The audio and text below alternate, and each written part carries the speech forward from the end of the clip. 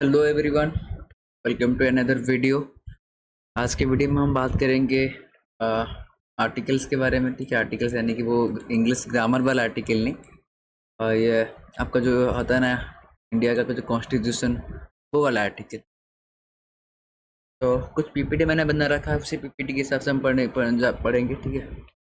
अगर आप कोई गवर्नमेंट एग्जाम की प्रिपरेशन करने के लिए आप कर रहे हो तो ये आपके लिए हेल्पफुल होगा, या फिर आपको नॉलेज जानना है कि आर्टिकल्स के बारे में, तो ये वीडियो आपके लिए बहुत हेल्पफुल रहेगा। इन्फॉर्मेटिव काफ़ी है। ठीक है, मैंने इसका बनाने के लिए गूगल का एज वेल एज उसका हेल्प लिया है।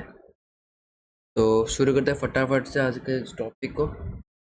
एंड मैं सोच रहा हूँ, अब देखो बेसिकली हमारे जो कॉन्स्टिट्यूशनल के हिसाब से जो आर्टिकल्स है ना, बहुत ही आर्टिकल्स 395 ऐसा कुछ अराउंड 95 आर्टिकल्स है। ठीक है, और उसको 22 पार्ट में और 8 शेड्यूल में डिवाइड किया गया है।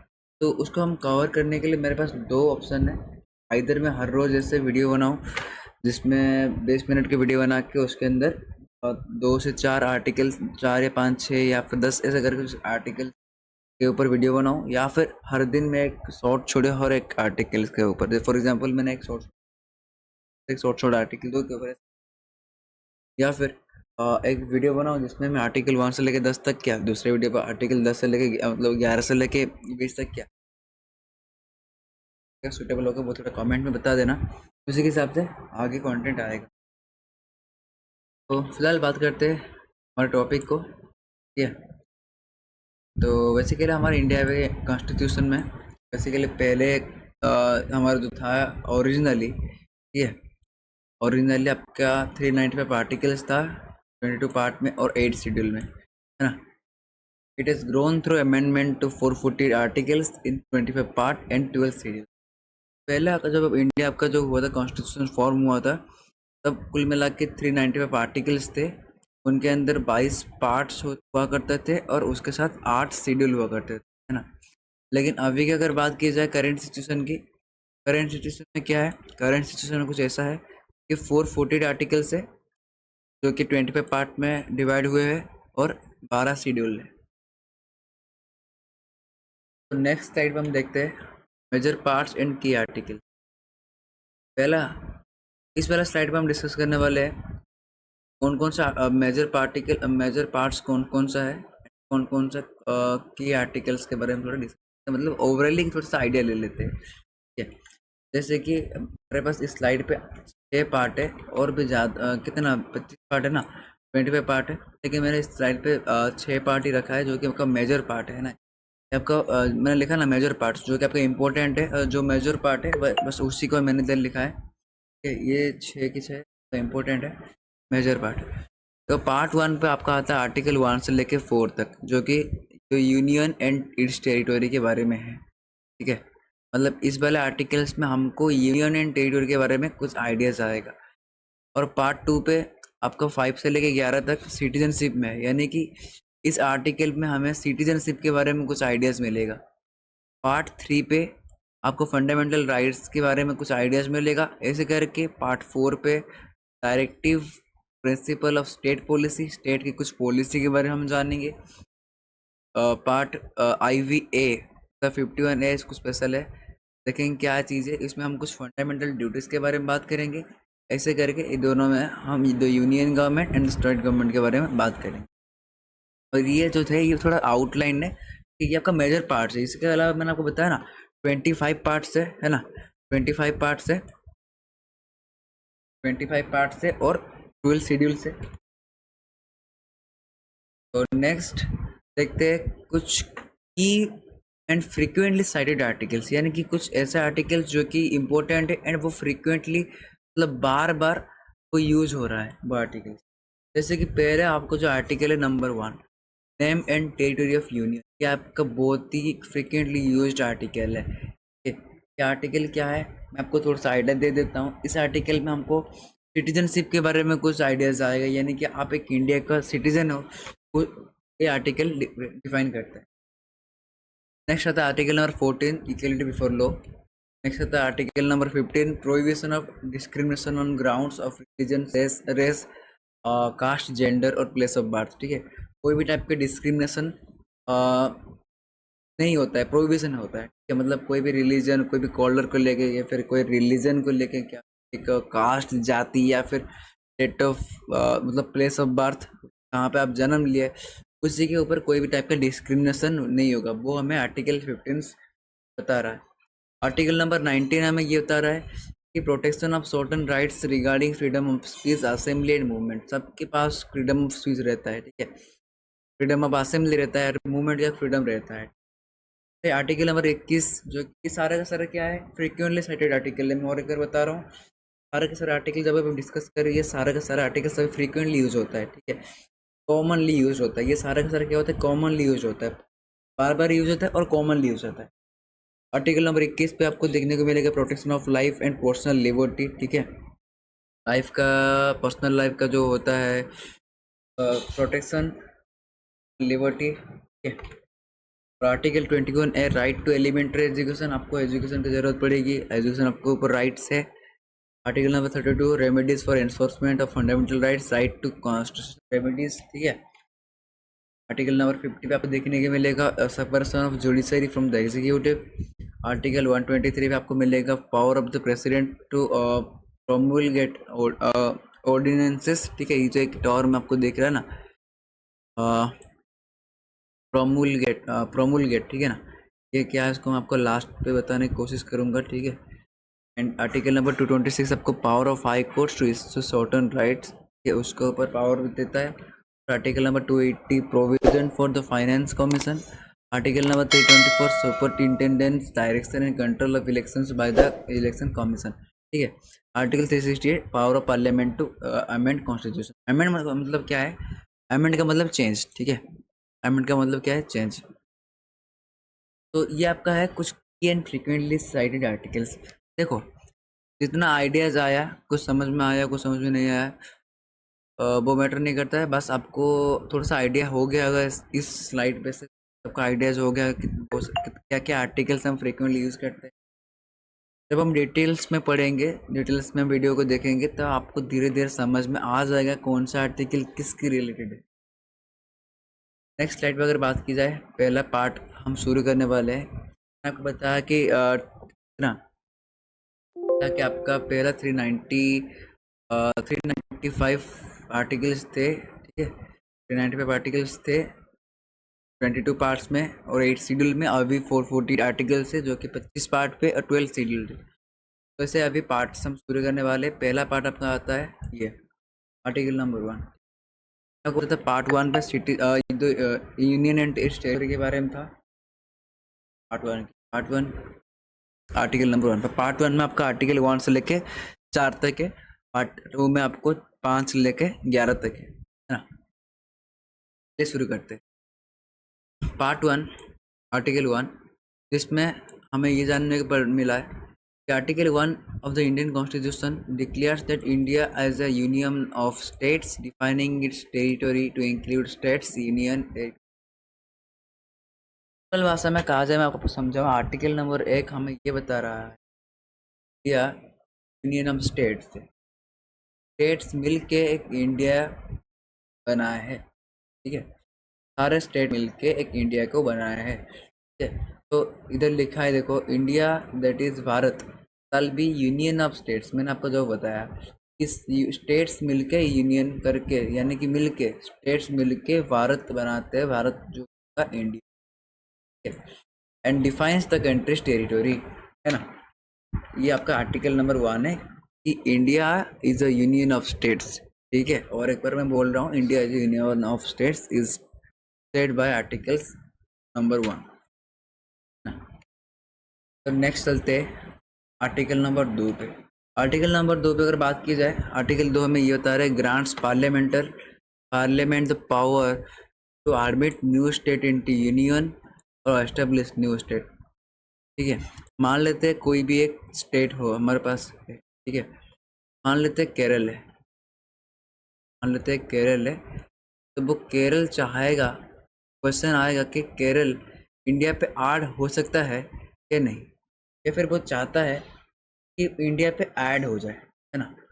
के लिए जो पावर पार्लियामेंट के पास है कि वो एक नया स्टेट को एडमिट कर सकता है या फिर इनसे कि अगर एक स्टेट चाहता है इंडिया में ऐड होने के लिए, इंडिया में शामिल होने के लिए, तो वो हो सकता है बाय आर्टिकल नंबर 2, क्योंकि आर्टिकल नंबर 2 पार्लियामेंट को वो पावर देता है जिसके थ्रू वो कोई भी एक नया स्टेट को अप्रूव कर सकता है या नया स्टेट को वो एडमिट कर सकता है। जैसे कि मैं अभी आपका एग्जांपल में मान लेते हैं केरला एक स्टेट है, जो कि मान अभी तो वो स्टेट है इंडिया में, मान लेते कुछ साल पहले मान लेते केरला इंडिया पे नहीं था। केरला क्या करता है, चाहता है कि इंडिया में आने के लिए, इंडिया के अंडर आने के लिए, तो वो आ सकता है कैसे, इसी आर्टिकल नंबर 2 के अंडर। आर्टिकल नंबर 2 पार्लियामेंट को वो पावर देता है कि एक नया स्टेट को वो अप्रूव कर सकते हैं, एडमिट कर सके, या फिर कोई भी एक टोटल न्यू स्टेट को एस्टेब्लिश कर सके।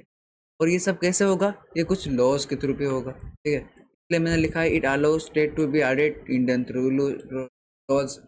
हर एक चीज़ के कुछ रूल्स और रेगुलेशंस हो, पार्लियामेंट के पास वो पावर है कि वो एक नया स्टेट को ऐड कर पाएगा, तो उसके लिए कुछ लॉ भी होगा, ठीक है। और वो वही लॉ को यूज़ करके कोई भी एक नया स्टेट को एडमिट करेगा अपने अंदर। नेक्स्ट देखते हैं।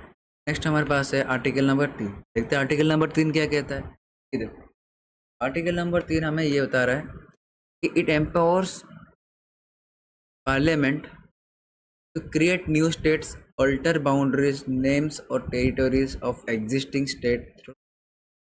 पहले केस पे हमने देखा आर्टिकल नंबर 2 पे, अगर एक स्टेट ऑलरेडी है, एक स्टेट ऑलरेडी है और वो इंडिया पे ऐड होना चाहता है, तो पार्लियामेंट के पास उतना पावर है, वो क्या करेगा, लॉ को यूज़ करके वो ऐड कर सकता है।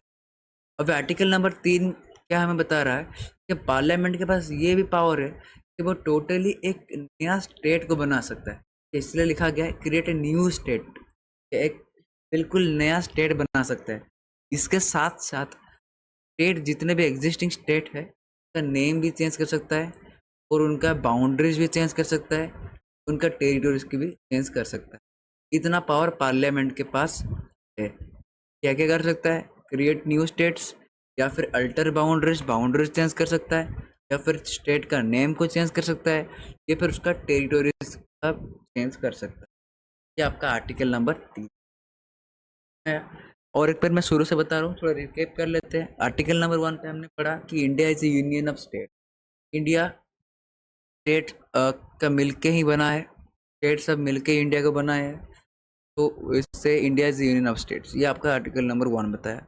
आर्टिकल नंबर 2 हमें बताया कि कोई भी अगर एक स्टेट चाहता है इंडिया में शामिल होने के लिए, तो वो पार्लियामेंट से परमिशन ले सकता है, और पार्लियामेंट के पास इतना पावर है तो कुछ लॉ को स्टेट को एडमिट कर सकता है।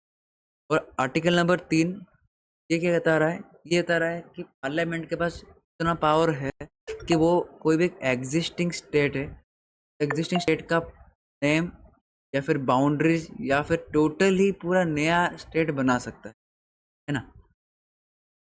तो नेक्स्ट हम जाते हैं आर्टिकल नंबर 4 पे। आर्टिकल नंबर 4 हमें बता रहा है, देखो, article 4 of the Indian constitution states that the laws made under article 2 and 3 are not constitutional amendments even when changing states। इसका मतलब हम समझते हैं, देखो ये कॉन्स्टिट्यूशनल अमेंडमेंट करके एक टर्म है, तो मैं भी बताऊं। ये देखो कॉन्स्टिट्यूशनल अमेंडमेंट्स क्या है मैं आपको समझाता हूँ, उसके बाद हम इस पॉइंट को आएंगे। तो basically a constitutional amendment is a formal change, addition or removal of text in a nation's core governing document।